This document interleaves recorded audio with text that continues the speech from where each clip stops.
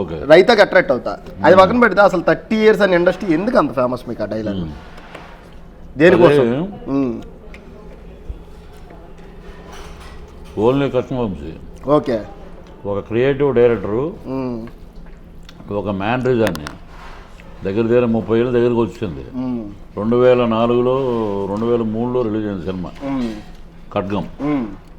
అప్పటి నుంచి ఇప్పుడు వరకు ప్రపంచవ్యాప్తంగా 30 years ఇండస్ట్రీ అని అంటున్నారు.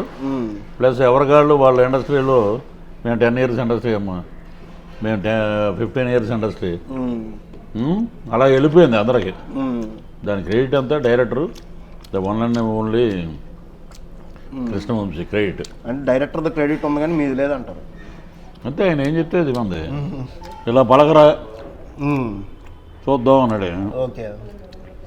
పలికి 30 years ఎక్కడ ఇది బాగుందిరా, ఈ స్టైల్ ఇది ఇదే మెయింటైన్ చేయన్నాడు. అలా కంటిన్యూ అయిపోయింది.